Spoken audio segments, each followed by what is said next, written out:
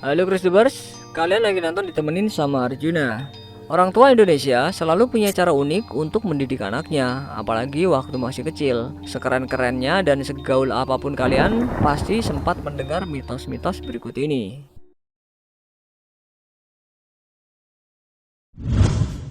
Ada kupu-kupu masuk rumah pertanda bagus ya, kalau mau ada tamu yang main ke rumah. Tapi kalau kupu-kupu itu tiba-tiba dimainin sama bocah terus dimutilasi, yang kalian lakukan harusnya kirim broadcast ke teman-teman, jangan sampai ada yang main ke rumah.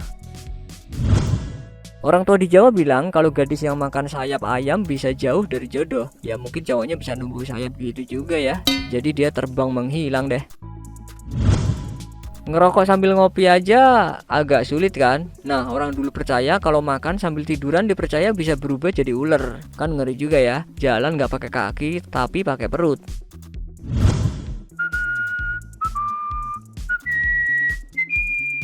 Bersiul pada malam hari di beberapa tempat yang dianggap angker katanya bisa mendatangkan kuntilanak. Tak hanya mendatangkan, tapi juga dapat mengganggu ketenangan para hantu. Toilet adalah salah satu ruangan di dalam rumah yang paling disukai oleh setan. Percaya atau tidak, mandi di dalam keadaan lampu yang mati dan malam hari bisa mengundang makhluk halus datang. Ia akan menemani kalian ketika suasana mandi terasa hening seperti tak menyalakan keran. Wih, wajib dong nyalain keran. Orang Jawa kuno mempercayai kalau membakar terasi adalah kegiatan yang bisa mendatangkan makhluk halus. Menurut mereka, bau terasi adalah aroma yang digemari oleh hantu. Terlebih jika Christopers membakarnya di malam hari di sebuah ruangan gelap yang sepi. Dengan mengoleskan arang di sekeliling mata, baik itu bagian kelopak mata ataupun kantung mata, konon katanya bisa membuka mata batin seseorang. Ya kalau udah kebuka, siap-siap, Christopers bakal lihat sesuatu yang menakutkan. Bercerita horor di luar ruangan katanya bisa mendatangkan para setan. Hantu akan sadar ketika mereka jadi bahan gosipan manusia. Mereka akan muncul di sekitar dan mengawasi. Tidak heran kan, ketika ada yang bercerita, kadang-kadang bulu kuduk tiba-tiba menjadi merinding. Malam-malam sebaiknya jangan meletakkan kursi di hadapan cermin, karena konon bisa mendatangkan hantu. Kabarnya hantu jenis kuntilanak yang akan duduk di depan cermin itu. Selain mengganggu tetangga, memukul piring menggunakan sendok merupakan pertanda pemanggilan hantu-hantu. Apalagi ritmenya yang seimbang dari terkecil hingga terbesar sangatlah disukai hantu. Menyisir rambut di tengah malam di hadapan cermin bisa membuat kalian shock saat itu juga. Konon kalian akan ditemani oleh sosok hantu yang akan diam mematung di sekitar kalian. Di tengah keheningan malam, sosok itu akan berubah menjadi kuntilanak yang akan tersenyum pada kalian. Nenek bilang jangan membuka payung di dalam rumah karena bisa disambar petir. Mitos ini ternyata sudah ada di Mesir kuno sejak 1200 sebelum Masehi. Jika membuka payung di dalam rumah atau ruangan tersebut akan membuat marah dewa matahari. Jika kejatuhan kotoran cicak di kepala, berarti kalian akan ada kesialan dan musibah yang menimpa. Salah satu keluarga kalian akan meninggal dalam waktu dekat dan juga akan susah mendapatkan rezeki atau pintu rezekinya akan terhalang. Kejatuhan cicak di pundak berarti orang itu akan mendapatkan masalah di dalam hidupnya, seperti misalnya kehilangan pekerjaan. Masalah tersebut tidak hanya menimpa dirinya, tapi bisa jadi menimpa orang yang dia sayangi. Kejatuhan kotoran cicak di tangan kanan akan mendapatkan rezeki yang tak terduga. Namun kejatuhan cicak di tangan kiri adalah pertanda bahwa sebentar lagi orang itu akan mengeluarkan uang yang banyak untuk keperluannya. Aduh, cicak pilih-pilih tangan juga nih. Kejatuhan kotoran cicak di dada dan perut adalah kode atau tanda bahwa dalam waktu dekat kalian akan terkena sakit parah. Jika kalian baru saja mengalami kejatuhan cicak di bagian perut atau dada, sebaiknya rawat kesehatan kalian. Rebahan boleh, tapi kalau lihat cicak di atas langsung pindah aja. Kejatuhan kotoran cicak di kaki pertanda bahwa kalian akan melakukan perjalanan jauh. Tidak hanya itu, perjalanan kalian akan diselingi dengan perjuangan yang keras untuk melewatinya. Ini cicak bikin kerjaan aja ya, nggak suka apa lihat orang istirahat. Jika kalian kejatuhan cicak di paha kanan, itu berarti kalian akan mendapatkan masalah dari teman dekat. Namun jika kalian kejatuhan kotoran cicak di paha kiri, itu berarti akan mendapatkan masalah dari orang asing. Jahat amat ya si cicak. Berkali-kali nenek suka bilang kalau duduk depan pintu yang paling populer di masyarakat adalah akan sulitnya mendapatkan jodoh. Ya kalau mau dapat jodoh duduknya di pintu bioskop kali lo ya. Selain sulit jodoh, duduk depan pintu juga bikin rezeki jadi seret. Kalau mau rezeki lancar ya duduk depan pintu Pak Lurah sambil bawa kaleng. Bagi ibu hamil juga tidak boleh duduk depan pintu karena disebut-sebut bisa mengundang roh jahat yang akan membawa pergi si janin. Kan nggak lucu ketika mau lahiran yang keluar cuma angin kayak kentut.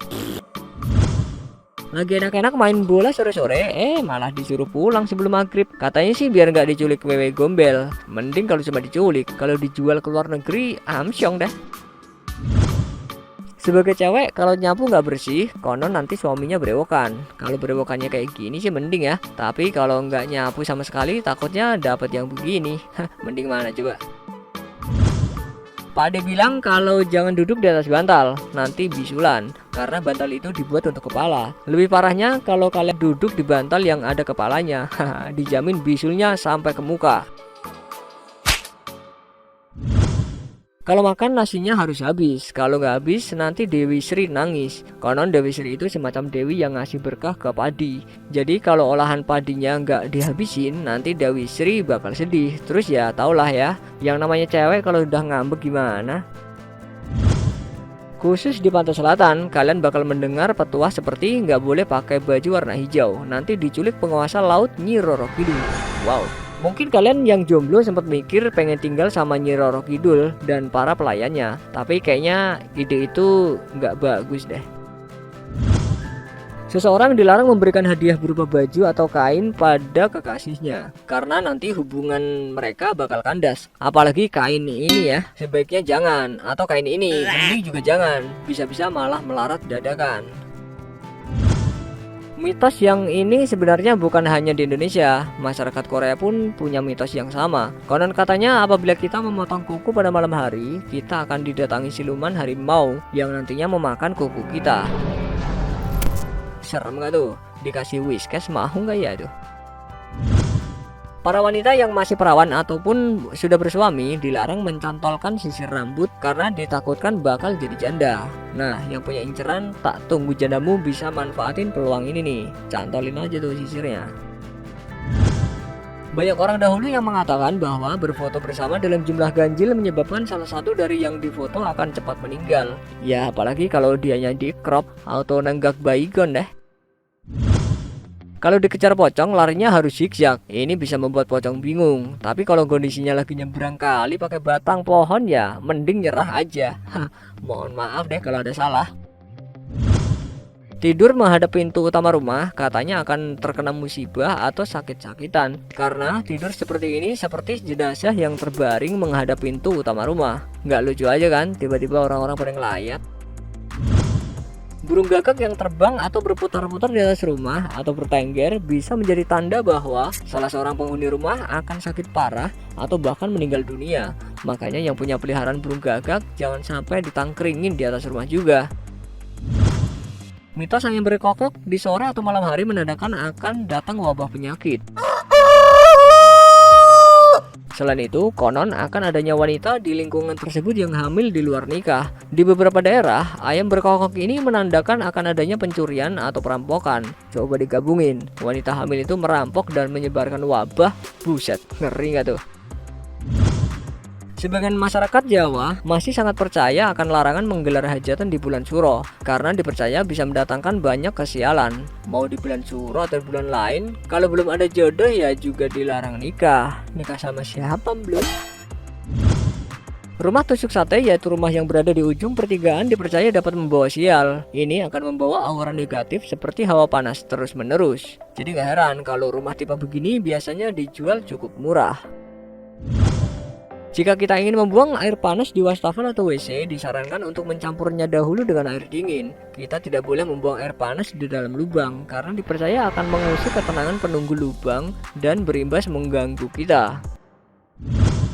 Ada yang mengatakan jika cermin pecah secara tiba-tiba, artinya ada keluarga yang sedang mendapat musibah. Ada pula yang mengatakan jika bercermin di cermin yang retak atau pecah, akan mendapatkan musibah.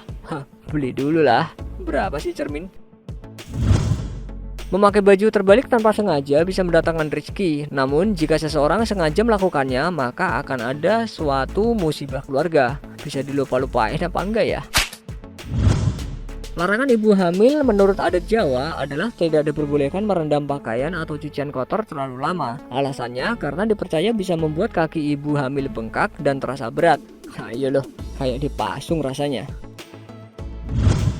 Ibu hamil tidak diperbolehkan menggaruk perut dan bokongnya. Wah, ibu hamil dilarang menggaruk perut dan bokongnya yang gatal karena hal ini dipercaya bisa membuat kulit bayi di dalam kandungan lebam. Sial bener nasib bayi nggak berdosa ini. Di dalam masyarakat Jawa, seorang tidak boleh berpindah tempat sewaktu makan karena kelak akan mendapatkan ibu tiri. Nah loh, gimana rasanya punya ibu tiri? Ini nggak seperti yang di film-film panas gitu ya. Seorang anak yang makan hendaklah tidak lebih dan tidak kurang. Bila berlebihan, maka akan ada sisa makanan yang dibuang. Dan jika itu terjadi, ditakutkan kelak menyebabkan perseteruan di dalam keluarga. Jangankan kelak, baru pengen buang, emak udah mangap-mangap. Beda dengan di kota, di Jawa tidak baik bermain beras. Nanti jari tangannya kiting atau bertumpang tindih. Nah, yang suka mainin beras abang warung sambil ngantri, gimana kabarnya sekarang? Masyarakat Papua Barat pantang menghadapkan kucing pada cermin. Bila dilanggar, sesuatu yang buruk terjadi pada distrik mereka. Tapi kalau kucingnya yang inisiatif bercermin, gimana ya? Di hutan Papua Barat juga ada cerita mengenai keberadaan ular raksasa yang bisa berdiri dan melompat. Pengendara yang dihalangi oleh sang ular biasanya akan meminta izin dengan cara berbicara. Serem juga ya. Kalau ketemu ular raksasa yang bisa berdiri dan ngerti perkataan manusia, nggak punya rahasia kita.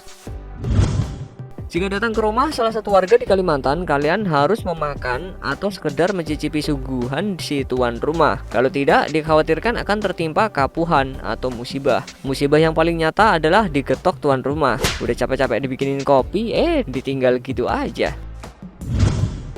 Mitos populer di tengah masyarakat Bali dan kerap diutarakan ke anak-anak yaitu jangan menyisakan makanan, nanti ayam peliharaan pada mati. Kalau pagi-pagi ada bapak yang ayamnya pada mati, berarti tandanya si anak susah makan gitu kali ya. Orang yang melintasi jemuran dan mengenai kepala dipercaya akan mengurangi kewibawaan dan kepercayaan seseorang. Yang lebih bahaya nih, udah kena kepala, nyangkut terus jatuh. Bisa diamuk si empunya sempak nanti. Jangan menangisi orang yang meninggal karena dipercaya arwah mengalami halangan menuju alamnya. Jadi kalau ada arwah gentayangan, kemungkinan si keluarga almarhum belum bisa nerima ya guys. Kalau memang Indonesia seserem dan semengerikan ini, mana mau turis masuk Indonesia. Aduh, jadi pengen pindah negara aja kalau ini beneran.